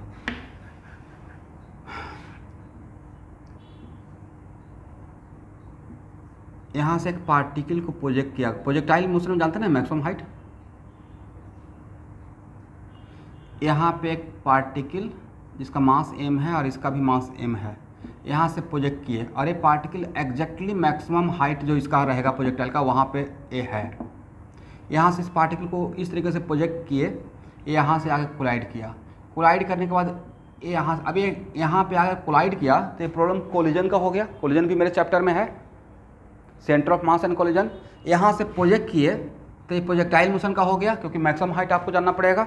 और फिर यहाँ से ऐसे चल दिया, तो क्वेश्चन था कि यहाँ से कितना मिनिमम वेलोसिटी हो कि ये कंप्लीट ऑसिलेशन करे, मतलब कंप्लीट वर्टिकल सर्कल में मूव कर जाए। तो इस क्वेश्चन में 3 चैप्टर का कॉन्सेप्ट आ गया, रेस्ट मोशन का, प्रोजेक्टाइल मोशन, कोलिजन का और वर्क पावर एनर्जी का एक question, motion in vertical plane. तो ये एक्चुअली सर ये क्वेश्चन क्या जेईई मेन में तो नहीं, एक क्वेश्चन एडवांस का है, मतलब एक क्वेश्चन 1990 से 2000 के बीच में कभी पूछा हुआ है, 1990 से 2000 के बीच का। तो सर इसमें तो एक्चुअल में उस टाइम पे 1990 से 2000 के बीच में एक क्वेश्चन 10 मार्क्स का आता था, 10-10 मार्क्स का, 10 क्वेश्चन है 100 मार्क्स का, बिल्कुल सब्जेक्टिव, ऑब्जेक्टिव का तो बात ही नहीं है। और वहाँ पे रियल टैलेंट निकल के आता था कि आप बना रहे हैं, आपको बनाने आता है, राइट, आपने क्या लिखा है, correct. Step by step, answer नहीं भी आया तब भी पास हो जाते थे, क्रैक हो जाता था IIT। लास्ट स्टेप में कैलकुलेशन की वजह से आंसर नहीं आया, राइट। तो भाई उनको कलर नहीं चाहिए, कैलकुलेशन नहीं चाहिए था, उनको दिमाग चाहिए था, वह स्टेप बाई मार्किंग दे देंगे। मतलब 6 क्वेश्चन बनाए और 70% 80% भी करेक्ट होते गया तो वहाँ पे आपको स्टेप बाई मार्किंग मिल जाएगा, ठीक है। तो वो था। तो अब इसी को आज के डेट में सर, आज के डेट में आएगा, बिल्कुल आएगा। ये दोबारा क्वेश्चन 2013 के एडवांस में रिपीट हुआ है, इसी टाइप का, डिट्टो सेम टाइप का। देखिए कैसे मुझे याद किया हुआ है, याद मैं जानबूझ नहीं करता हूँ, मैं एक्चुअली देखता हूँ तो याद आता है कि पहले हम लोग उस टाइम पे आया था, फिर से दोबारा सेम पैटर्न। एक 1985 का क्वेश्चन थर्मोडायनेमिक्स का है, वो 2015 के एडवांस में आया हुआ है, बस उसमें थोड़ा सा प्लस माइनस कर दिया गया, बाकी डिट्टो सेम थीम। मतलब न्यूमेरिकल वैल्यू डेटा अलग रहेगा बट कॉन्सेप्ट बिल्कुल एग्जैक्टली सेम है।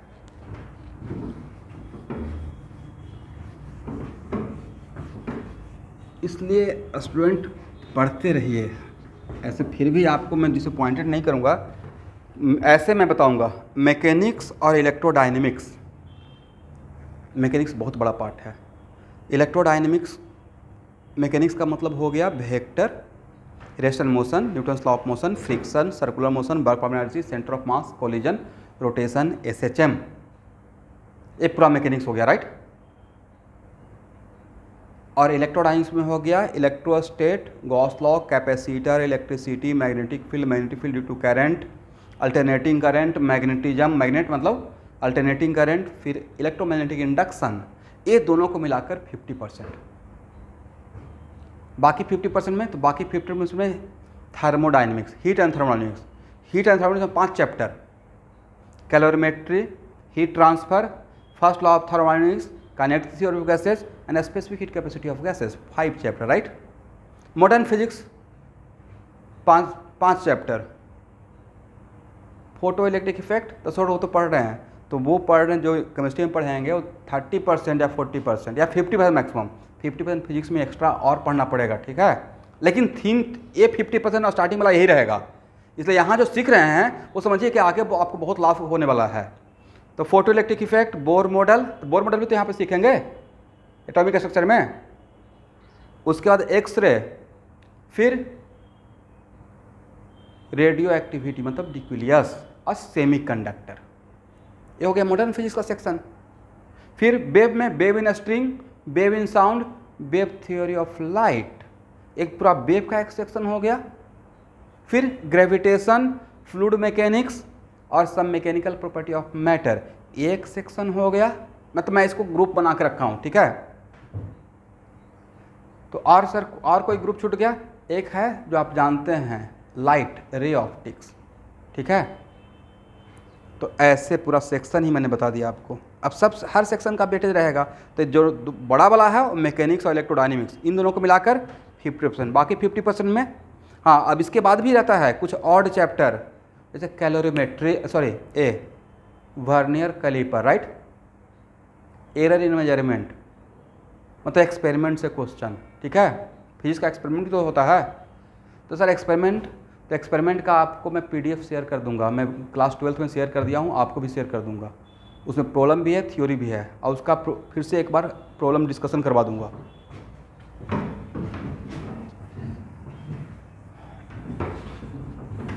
ये जानना जरूरी है भाई, मतलब आप अगर चीज़ों के बारे में जब तक नहीं जानेंगे, ये बिल्कुल आपका जो दिमाग में चला जो चला वो चलना चाहिए। अगर बच्चे ये नहीं सोच रहे हैं कहाँ से कैसे आएगा क्वेश्चन, क्यों हो रहा है, या क्या क्या फिजिक्स में है, तैयारी करना स्टार्ट किए हैं तो अगर हर एक चीज़ का इन्फॉर्मेशन रहना पड़ेगा। चलिए, तो यही 2 सेक्शन है स्टूडेंट। एक समझने के लिए हम लोग को इस सेक्शन में काम करना है और इस सेक्शन में काम करना है, मतलब पहला सेक्शन ये हो गया, करेक्ट, और सेकेंड सेक्शन ये हो गया। तो पहले सेक्शन फर्स्ट का काम कर लेते हैं, ये थोड़ा आसान है, ये तो बहुत आसान है भाई। TQ माइनस 2T स्क्वायर अब प्लस 3T। पहला क्वेश्चन, फाइंड Vx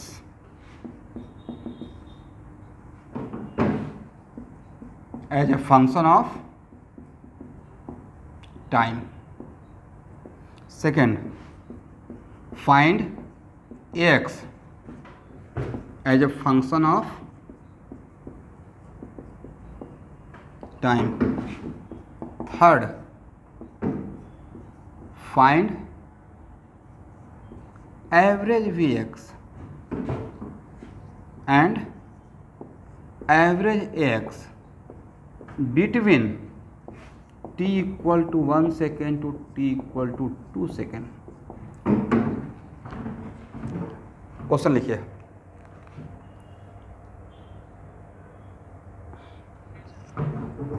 तो सॉल्व करें, इस सेक्शन का तो आप सॉल्व कर ही सकते हैं, राइट।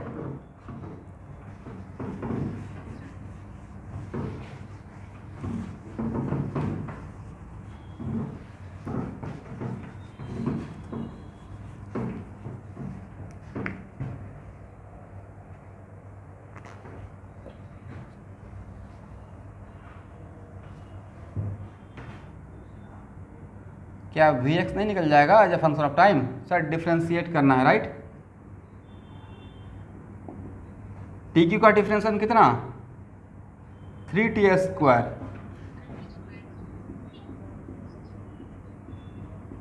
यहां तक सबका आंसर आ गया?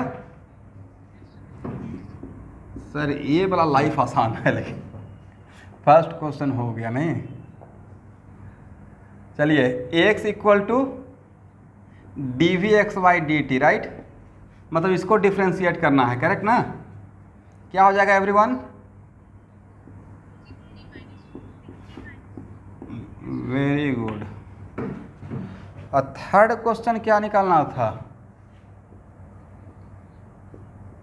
Average we x. Average we x का फार्मूला क्या लिखे हैं एवरीवन? फार्मूला बोलते रहिएगा मेरे साथ, बाकी टाइम नहीं बोलते हैं, कोई बात नहीं है। Average we x equal to what? Very good, delta x by delta T, मतलब x2 minus x1 divide by t2 minus t1। x2 किस टाइम का? t2 का। x1 किस टाइम का? t1 का, राइट। इसका मतलब सर इस एक्सप्रेशन का हेल्प लेना पड़ेगा नहीं। तो x at t equal to 1 second का, x1 मतलब t इक्वल टू 1 सेकेंड का कितना होगा? t इक्वल टू 1 पुट कर दें, 1 माइनस 2 और प्लस 3 कितना? 2, राइट। और x at t equal to 2 second का, t इक्वल टू 2 पुट कीजिए, 8 माइनस का है क्या भाई? 8 माइनस 8,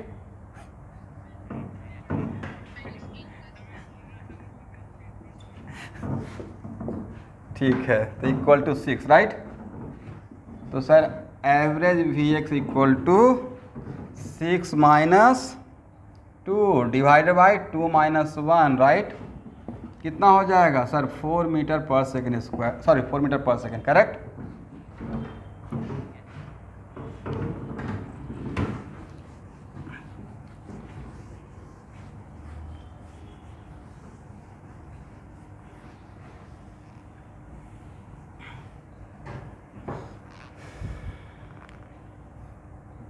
चलिए, और average X equal to sir delta V x by delta T, मतलब V X two minus V X one divide by T two minus T one, is it right. We X to निकाल लीजिएगा, तब उसके लिए इस average expression निकालने के लिए आपको इस एक्सप्रेशन का रिक्वायरमेंट होगा नहीं। तो v x at t equal to 1 second कितना? इस एक्सप्रेशन का हम लोग हेल्प ले रहे हैं। How much? बोलना है भाई, कुछ तो बोलिए।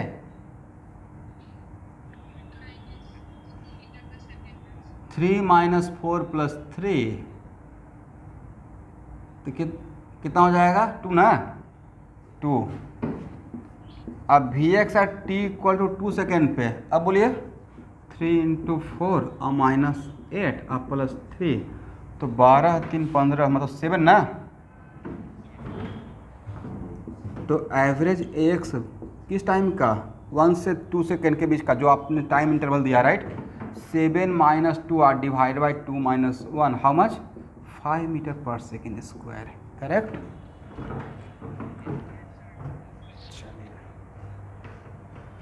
हम लोग क्वेश्चन सॉल्व कर लिए, सब लोग लिख लिए एवरीवन? चलिए अब इस क्वेश्चन पे थोड़ा बात करते हैं कुछ। देखिए तो वी एक्स के लिए क्या किए हैं आप लोग? वेरी गुड, एक्स का डिफ्रेंसिएशन उसको आगे चलकर पढ़ेंगे, ज्योमेट्रिकल मीनिंग। बट आप एक्स का डिफ्रेंसिएशन किए मतलब D X by D T किए, is it right.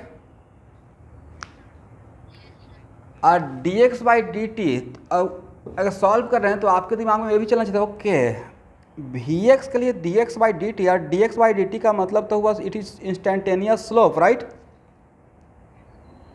It is instantaneous slope, मतलब ए एक्स वर्सेस टी का स्लोप भी है।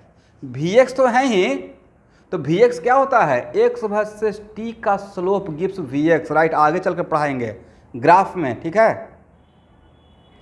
इसमें 1 डायमेंशनल मोशन में 2 क्लास कंप्लीट ग्राफ का क्लास लेते रहूँगा, ठीक है एवरीवन। वहाँ पे आपको रिमाइंड करेंगे कि एक्स वर्सेस टी का slope gives what? X versus T का slope gives we x, right. X versus T, तो इसका ज्योमेट्रिकल मीनिंग स्लोप भी होता है, राइट। फिर आपने क्या किया, यहाँ देखिए ये क्या है सर? ये तो वी एक्स का डिफ्रेंसिएशन, पर उसका ज्योमेट्रिकल मीनिंग क्या? Slope, right. इसका मतलब एक्स क्या रहता है? एक्स को ज्योमेट्रिकली आप ग्राफिकली ये भी बोल सकते हैं, वो वी एक्स वर्सेस टाइम का स्लोप रहता है, राइट। ज्योमेट्रिकली वी एक्स क्या रहता है? एक्स वर्सेस टी का स्लोप रहता है, राइट। एवरेज स्लोप क्या होता था? 2 पॉइंट का delta y by delta x, correct ना। यहां देखिए ये क्या है? Delta x by delta t, नहीं लग रहा है? It is average slope x versus T का, 2 पॉइंट के बीच का। ये भी क्या है सर? एवरेज स्लोप किसका? वी एक्स वर्सेस टी का, राइट, 2 पॉइंट के बीच का, ठीक है ना। चलिए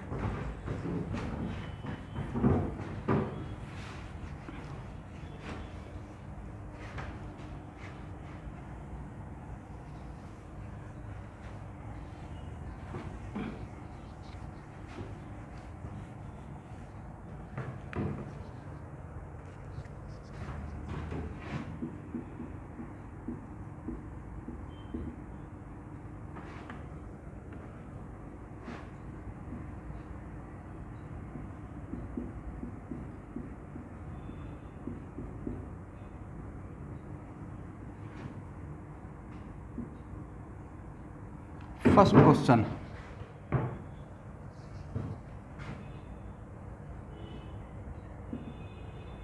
find v x as a function of time.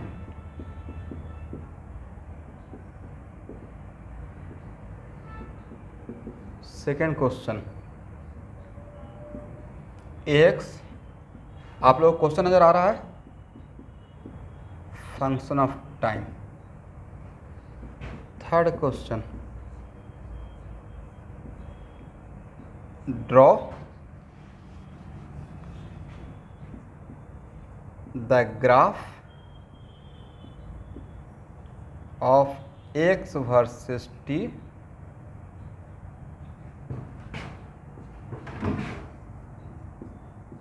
We x versus t and x versus t, समझे ना। तो x versus t, v x versus T और एक्स वर्सेस टी, किसी का भी ग्राफ ड्रॉ करने के लिए उसका एक्सप्रेशन तो जानना पड़ेगा ना। Without knowing the expression can you draw the graph? No. तो आज का क्लास में मैं आपको इस क्वेश्चन के साथ छोड़ कर जा रहा हूँ और कल इसी क्वेश्चन के साथ स्टार्ट करूँगा, ठीक है। छोड़ के जा रहे हैं, मेरे भरोसे मत रहिएगा, इसको बना कर रखिएगा, ठीक है। छोड़ के जा रहे हैं मतलब क्या? आपको ये क्वेश्चन सॉल्व करना है, आज ही सॉल्व करके रेडी रखिएगा। चलिए आज के लिए इतना ही। Thank you everyone.